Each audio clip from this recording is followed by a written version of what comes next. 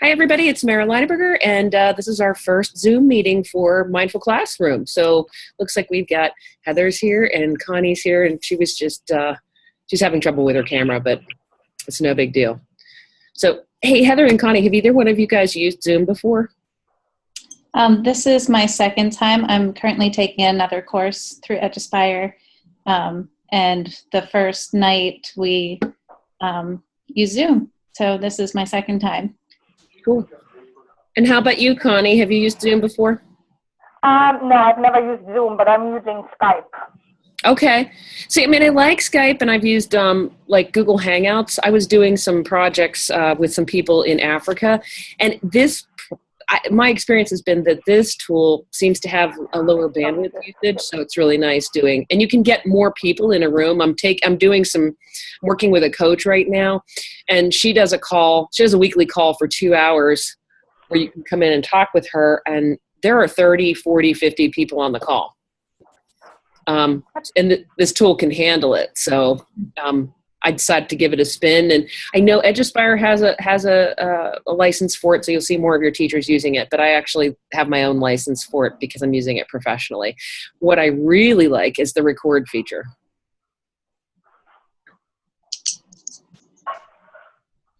So it's funny, if you decide you're going to play around with the tool, one of the cool things I did was I had a course that I was taking this winter, and I had a final project due, and rather than do a traditional paper or a slideshow or whatever, I actually did a Zoom call by myself, opened up a PowerPoint and showed some slides of some things I wanted to show graphically. But then I did a desktop share and showed some organizational things that I was doing and some websites and whatnot, and it was really cool because it recorded all of that. So, oh, look, we've got another person joining. Oh, Connie.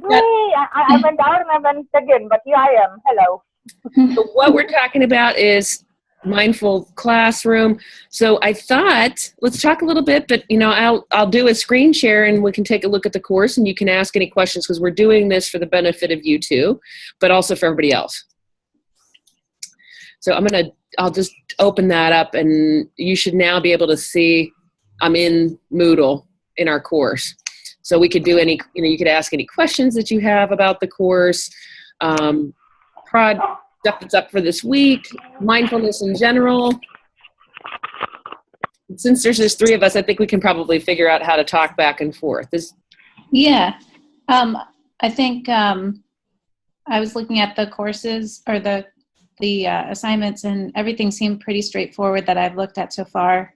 I know the first assignment was to read that article and respond, and then read everybody's posts throughout the week, and then respond to at least 2 other people, but that's the minimum according to your rules. Right.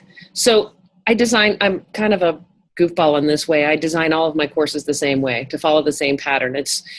All of my courses are designed to be inquiry based. So my thinking is if I find a really pithy article that'll get you to think about the topic and then send you off to be figuring out what is important about that topic for you in your particular situation, personal, work-wise, the content you teach, the grade level you teach, that it's more personalized. Makes sense. Yeah. So, this week really is about figuring out what mindfulness is and taking it on as a practice for yourself. So the bulk of what you're doing, if you look at it, I recommend how many hours to spend. Most people spend more, but that's to balance out the 45 hours worth of coursework and usually put about a fourth of it on each week. So this week you've got reading, and then a lot of what you're going to do is going out there and searching for mindful practices that you want to take on. So I gave you those couple links, but I did want to say to you, those 3 links are just a starting point. If you have a personal practice, you don't have to take on any of the practices from these 3 articles. Okay. I did notice there were some apps on my iPad once I just typed in the word mindfulness. Yeah. There was some really neat, I haven't really checked all of them out, but some of them were really well guided and had videos. And I know one of the things I said in my reflection so far as I'm kind of logging on my own document along the way, that when you're doing some of the breathing exercises for like a 5-minute chunk of time, you have to set some kind of timer or something, otherwise you can just get lost. Or I found myself constantly thinking about the time and how much time do I have. So yeah, it feels like it's too long or too short. Right. Like you kind of lose track of how many minutes is this, because I think when you're first starting out, the first minute or two can seem kind of long, Right. just to try and, I don't know. Yeah, so there are some meditation timers, and that's really a good. You can try those on this week if you're going to do mindfulness, just traditional mindful meditation. If you want to do meditation, but there's a lot of other choices, and you know what's fun about this discussion board in particular is watching what 9 other people are doing all week, and the sort of ups and downs. And that was when I taught the course this fall. That was really one of the big ahas that everybody had, was how much they learned from seeing what everybody else was doing. And I think I said it somewhere else, but I intentionally keep this course at 10 people so that you can really get to know everybody, and create a closeness and feel like you can post and try things on without feeling weird. So what are your thoughts? Well, I did try mindfulness beforehand because our hospital actually offered a course on mindfulness.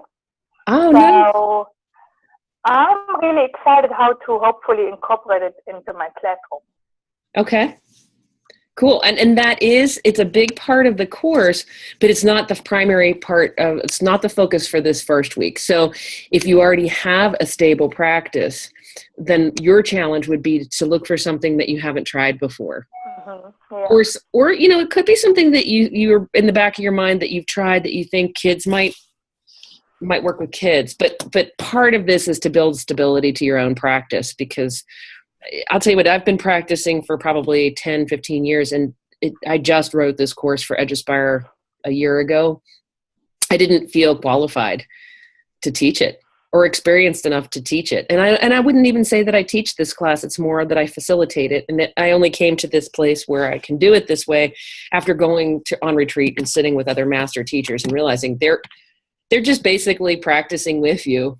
And so to figure out how to build a course that would do that for you was a little bit interesting task. So yeah. So any thoughts or questions? I feel like everything's been pretty straightforward, and I think I'm just kind of learning what's expected, and I don't really have any questions. Yeah, so this first week, it's really light as far as what is in here for you to do. When you look at the fact that you're going to be putting in, 6 hours in practice, a lot of that is also involved in documenting your practice. I mean, it's 6 hours of practice, but then coming in here into the board and writing about it and reflecting on it. And then the end of the week is sort of to bring it all together to say, this is the kind of stuff that I learned. And that's the thing that I think people have the hardest time with in this first week, is the fact that there's so much time devoted to practice. And then they're writing about it, but then how do I summarize that? So I noticed, Cornelia, you're keeping a blog, which I think it's a great idea. It's not required, but I think that's awesome. I haven't actually peeked in there yet, but I suspect that over time are you going to write every day, or?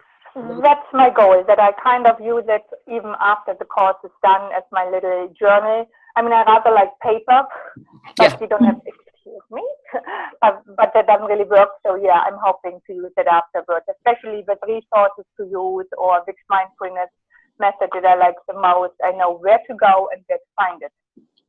Yeah, I think that's really powerful. In the second week, I think we're going to build a repository together, and we're going to use a Google Doc, so that anything that you find that you want to share as a resource for the class, it'll be sitting outside, so you'll be able to get to it later. I've gone back and forth about, creating something more stable that builds sequentially over the courses, but I also know that I want everybody to do authentic learning and research for each course. So right now, the Google Doc seems like the best fit.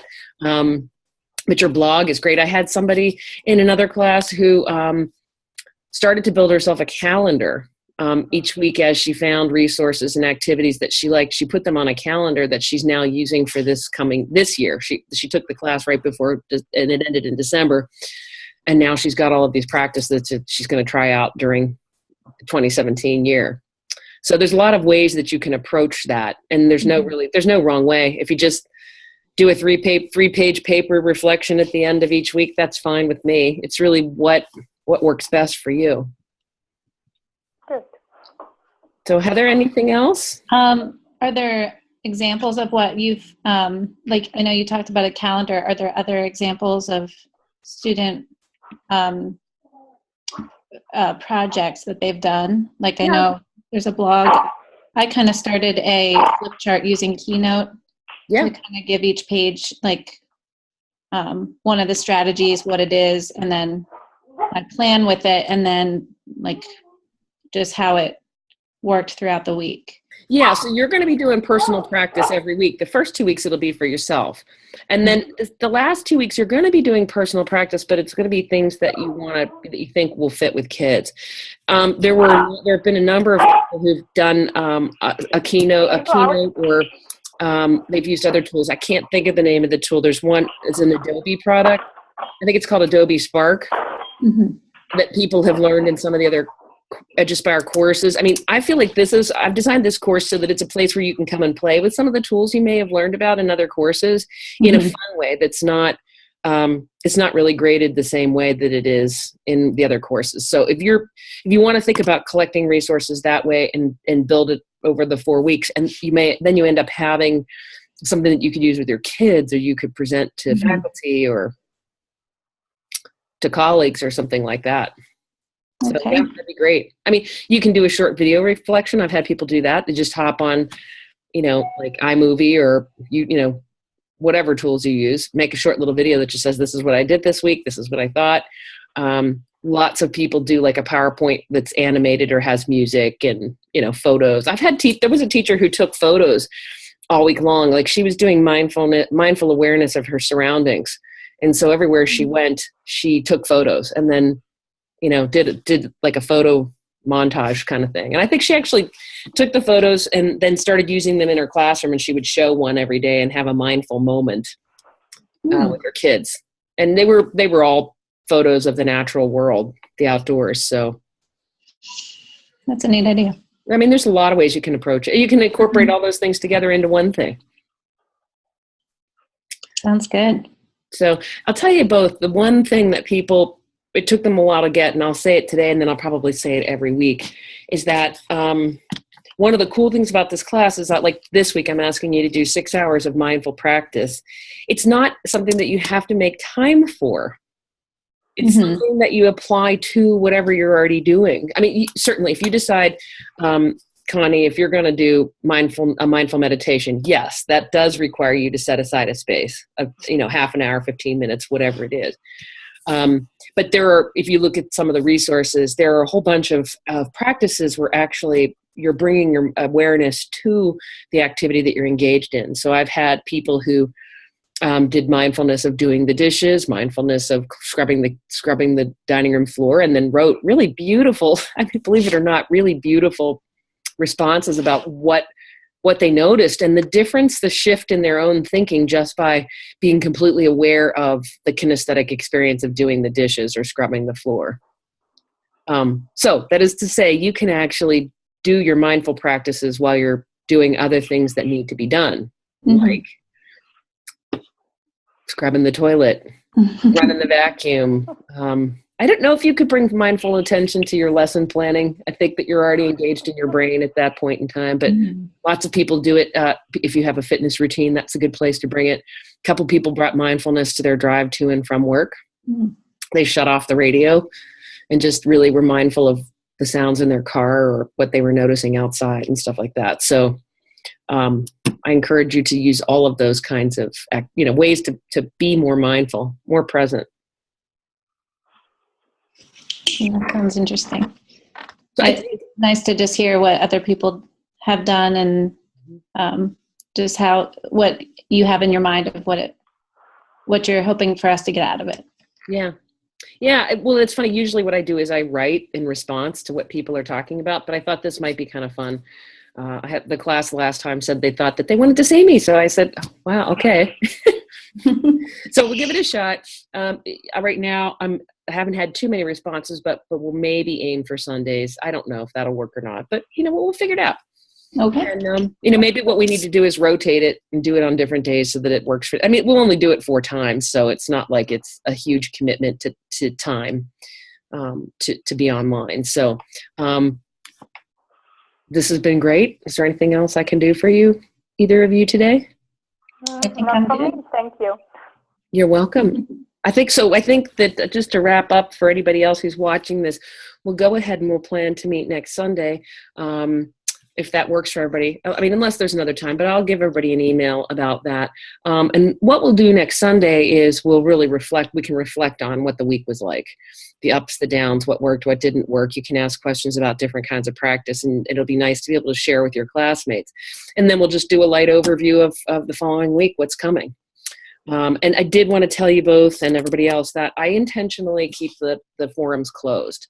And it's not a control thing. It's actually, I want you to feel relaxed and to feel very focused on what you're doing this week. There's nothing coming that's going to take you off guard or surprise you. Every week is scheduled pretty much like this one, where you have time for practice, time for thinking about the practice, and eventually you're going to work towards a lesson plan that you take into your classroom. But that doesn't come until week 4. So all of this is building up time and strength in your practice, so that when you build a lesson plan and you take it into the classroom, you feel really good and confident about it. All right. Okay.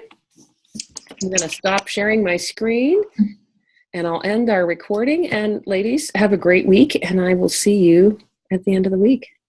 Okay. Good. Thank you for very coming. much. Bye. Bye. Welcome. Bye-bye.